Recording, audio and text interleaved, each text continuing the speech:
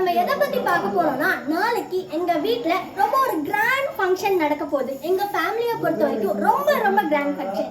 என்னன்னு கேக்குறீங்களா?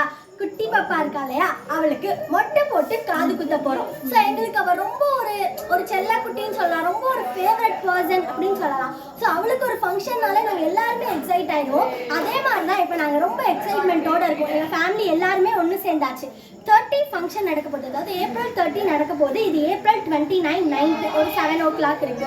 ஸோ இப்போ நாங்கள் ஃபுட்டாக இருக்கட்டும், இல்லை அந்த ஃபங்க்ஷனுக்கு ஏதாவது தேவையான எல்லாத்தையுமே ப்ரிப்பேர் பண்ண போகிறோம். ஸோ அந்த ப்ரிப்பரேஷன்ஸ் எல்லாம் 1 by 1 ஈவெண்ட்டாக நம்ம பார்க்க போகிறோம். ஸோ பார்த்து என்ஜாய் பண்ணுங்க. ஃபங்க்ஷனோட வீடியோ கண்டிப்பாக உங்களுக்கு வரும், அதையும் பார்த்து என்ஜாய் பண்ணுங்க. எங்களோட ஃபேமிலி ஃபங்க்ஷனுக்கு உங்க எல்லாத்தையும் ரொம்ப ஹாப்பியாக வெல்கம் பண்ணுறோம். உங்க எல்லாருக்கும் இது என்ன ப்ரிப்பேர் பண்ணுறாங்கன்னு தெரியுதா?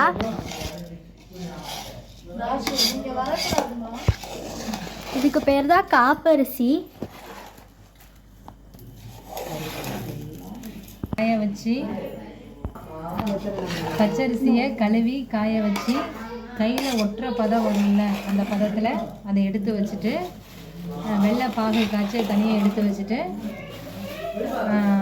எள், பொரிகடலை, தேங்காய் வந்து குட்டி குட்டி பல்லாக கட் பண்ணி அதெல்லாம் கொஞ்சம் வறுத்துட்டு கொஞ்சம் ஏலப்பொடி தூவி இந்த பாகையும் கலந்தால் இந்த அரிசியில் கலந்து முடித்தோன்னா அந்த காப்பரிசி ரெடி ஆகிடும்.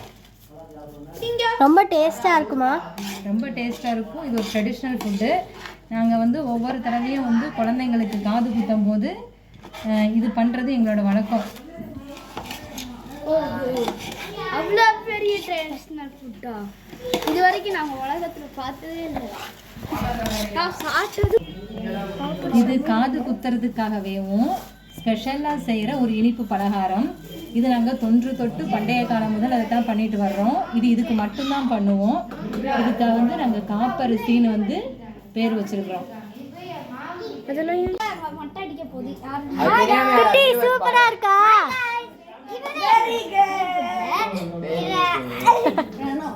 அம்மு மம்மி எப்படி இருக்கு? மம்மு எப்படி இருக்கு? மம்மி எப்படி இருக்கு?